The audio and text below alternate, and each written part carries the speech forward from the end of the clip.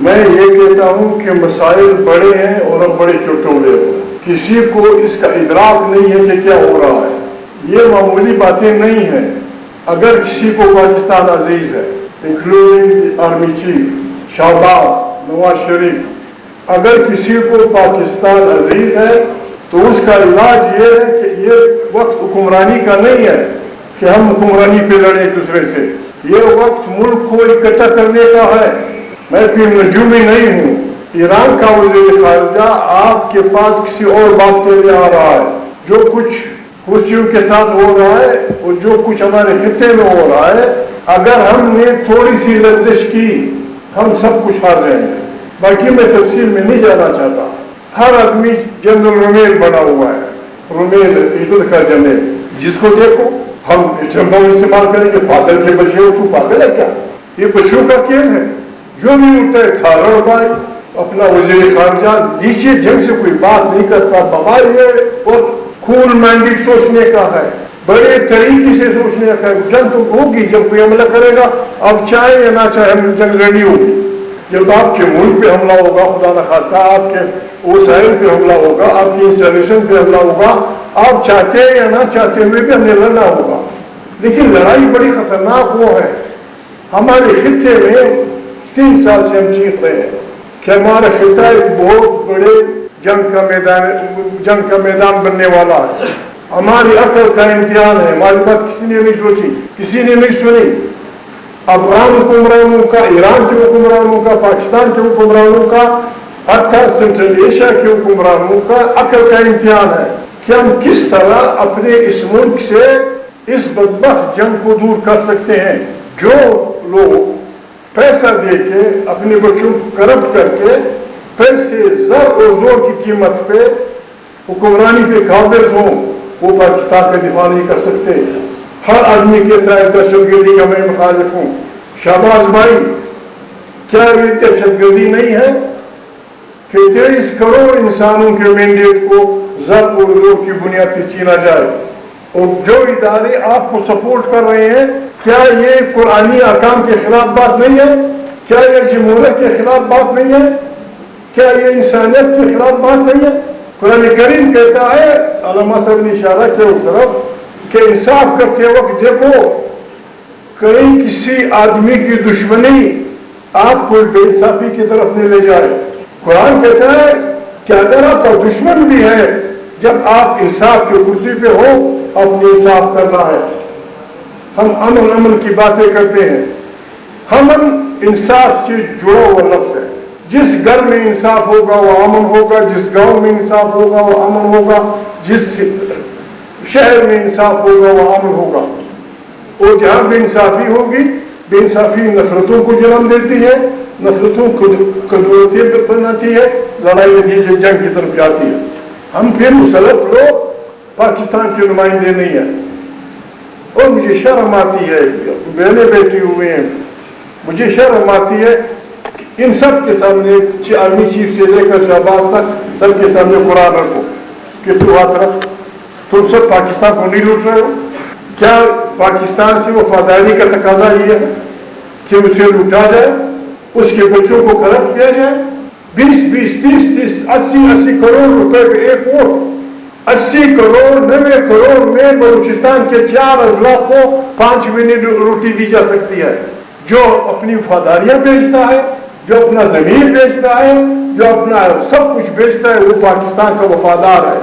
اور جو کہتا ہے کہ بابا یہ مت کرو، آپ فلسطین کے لیے جلوس نکالتے ہیں، کہ نکالنا چاہیے، ظلم ہو رہا ہے. کیا آپ کو نہیں پتا ہمارے بہنوں کے ساتھ اس ملک میں کیا ہوا؟ کیا آپ کو نہیں پتا چھوٹے چھوٹے بچوں کے ساتھ کیا ہوا؟ اس طرح سے بندوقوں کے زور پہ نہیں چلائی جاتی حکومتیں، نہ تشدد اور بدماشیوں سے لوگوں کے وہ جیتے جا سکتے ہیں. اگر کسی کو پاکستان عزیز ہے، اس کا تقاضا یہ کہ بھول جائے حکومت کو، کوئی نتیجہ نکالے، کوئی قومی حکومت، کوئی شہباز شریف، کوئی زرداری صاحب، عمران خان کی پارٹی مل کے بیٹھ کے کوئی قومی حکومت بنائے، کنسنسس پیدا کرے، پاکستان کے بچانے کا کوئی راستہ نکالے. نہیں نکالیں گے تو یہ منمانی کوئی مکن نہیں نکالے گی. یہ پانی اب چل کر رہے ہیں. میں زیادہ ٹائم نہیں ضائع کرنا چاہتا آپ کا. پاکستان مشکل میں ہے اور ہماری وجہ سے مشکل میں ہے. چوروں ڈاکوؤں کو سپورٹ کرنا پتہ نہیں کہاں کا انصاف ہے, کہاں کا انصاف ہے. غریب آدمی سے کیا چاہتا ہے؟ غریب آدمی یہ چاہتا ہے کہ بابا جب میں گھر سے باہر جاؤں کوئی میرے گھر کا دروازہ نہ کھٹکھٹائے, میری عزت کا احترام ہو, میری چاردیواری کا احترام ہو, میرے لیے دو چار رقمے کا بندوبست. واحد ملک ہے اپنے بچوں کو کرپٹ کرتا ہے, پھر ان کے فائل بناتا ہے, پھر ان کو بلیک میل کرتا ہے, پھر ان کو وزیر اعلیٰ بناتا ہے. یہ کیا کرے گا غریب آدمی؟ یہ کس قسم کا وزیر اعلیٰ ہوگا, کس قسم کا وزیر اعظم ہوگا, کس قسم کا نمائندہ ہوگا؟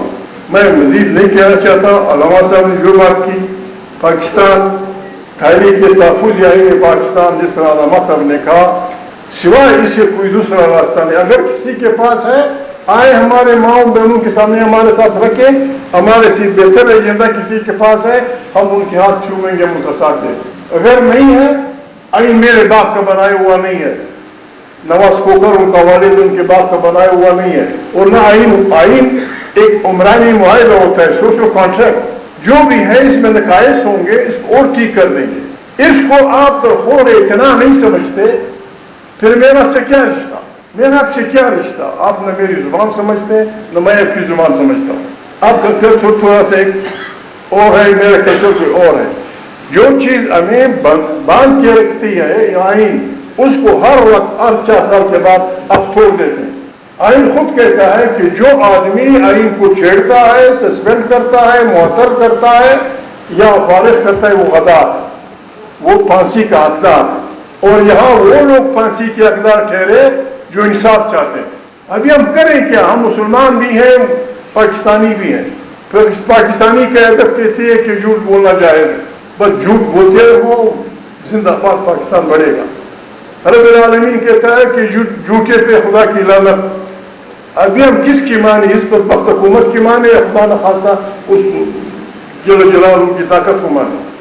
ہم شریف لوگ ہیں, ہم نہ جھوٹ کا ساتھ دیں گے, نہ جھوٹ بولیں گے, اور نہ اپنے اصولوں کی خاطر, پاکستان میں آئین کی بالادستی کی خاطر جتنی بھی بڑی بلا ہو اس کے آگے انشاءاللہ نہ جھکیں گے, نہ کسی کی وہ مانیں گے. کسی نے ہمیں مرنا تھا, مرنا تو ویسے بھی ہے, کل نفس ذائقۃ الموت. وقت کا تقاضا ہے کہ پاکستان کو بچانے کے لیے ہم سب توبہ کریں, توبۃ نصوح. آدمی بھی توبہ کرے, ہم بھی کریں, ملا بھی کرے, بہنیں بھی کریں, مائیں بھی کریں. گزشتہ کو ہم بھول جائیں, آئیں پاکستان کی تشکیل نو کریں. اجتماعی قیادت سب مل کے, جرنیل, جج, جرنلسٹ, علماء, سیاسی پارٹیاں سب بیٹھ کے 3-4 دن تک بحث کریں, مظاہرہ کریں, اور پاکستان کو اس دندر سے نکالنے کا راستہ نکالیں. کوئی اور نہیں نکالتا. ہم نے بسم اللہ کی ہے. آئین جہاں مردہ حق گوئے و بے باکی. ہم نے فیصلہ کیا ہے, نہ کوئی جمجو ہے نہ پاگل ہے. یہ ملک خدا نخواستہ ہماری بدکاریوں کی وجہ سے گرنے والا ہے. اس کو بچانے کے لیے ہمارے پاس یہ ایجنڈا ہے. پاکستان کی کوئی ہماری ماں, کوئی بہن, کوئی عالم دین, کوئی عالم فاضل, کوئی پولیٹیکل سائنٹسٹ ہمیں بتائے اگر اس سے بہتر کوئی راستہ ہے ہم اس کا چلے جائیں. یہ کیا ہوگا؟ شرم نہیں آتی؟ خدا کو مانو. کیا آسمان گرے گا؟ عمران خان ایک آدمی ہے, نہ صحیح وہ قومی اسمبلی کا ممبر, نہ صحیح وہ پاکستان کا سب سے بڑا پاپولر لیڈر. ایک عام پاکستانی ہے, قید میں ہے, آپ اس کی بہنوں کو ملنے نہیں دیتے. کیا بات ہوا؟ کبھی آپ نے سنا؟ بدترین قاتلوں کے لیے, بدترین ڈرگ ٹریفکرز کے لیے, دنیا کے خطرناک لوگوں کے لیے بھی اس میں پابندی نہیں ہوتی ملاقات. ٹھیک ہے, کھڑکی کے ذریعے ہوتی ہے. یہ تماشے نہیں چلیں گے. کچھ نہیں کہہ سکتا, دل تو بہت کچھ چاہتا ہے. اسمبلی میں بھی اگر اللہ گواہ ہے کہ میرا خدا کی قسم میرا دل کبھی نہیں چاہتا کہ میں اسمبلی میں بیٹھوں. کون سی اسمبلی؟ کس چیز کی اسمبلی؟ تاکہ جنہوں نے بائی فورس مینڈیٹ جینا ہے وہاں بیٹھ کے کیا کرنا ہے؟ یہ جو مودی کہتے ہیں مودی نے کشمیر ضبط کر دیا, اس کی وجہ یہ اسپیکر ہے. یہ اعجاز صادق ایجنڈے پہ نہیں تھا. فاٹا پاکستان کے آئین کے تمام آرٹیکلز میں سے فاٹا کو علامہ صاحب صرف 3 آرٹیکل لگتے تھے, صرف 3. باقی سارے آرٹیکل 200 کتنے یہ فاٹا میں وہ نہیں تھے، ایجنڈے پہ نہیں تھا. اس نے کہا میں نے موو کیا کہ فاٹا پاکستان کا حصہ بن گیا. اس ایک ہفتے بعد کشمیر کا صرف ایک آرٹیکل تھا، مودی نے اس کو کاٹ دیا. جب تم سارے فاٹا کو بغیر اس کے لے سکتے ہو، میں کشمیر کر دوں گا. اور جب سے فاٹا علامہ صاحب آیا ہے، فاٹا وہ علاقہ تھا جو پاکستان کے ہر وقت میں لاکھوں کی تعداد میں کھڑا ہوتا تھا کہ ہم پاکستان کی دفاع کے لیے کھڑے. جب سے وہ آپ نے فاٹا ضم کیا ہے، وہاں ہزاروں لوگ مارے جا چکے ہیں، ہزاروں لوگ.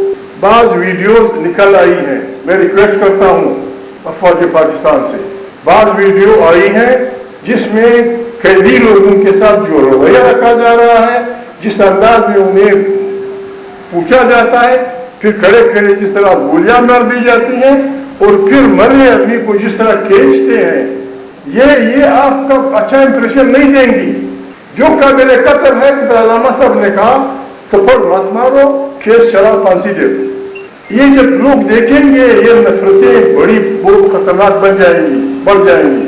بس میں یہی کچھ کہہ سکتا ہوں. خدا سب کو عزت رکھے. بہت مہربانی، آپ کے شکر گزار ہے جرنلسٹوں کے، بہنوں کے، بھائیوں کے کہ آپ نے ہمیں وقت دیا، ہمارے پاس آئے. بہت شکریہ.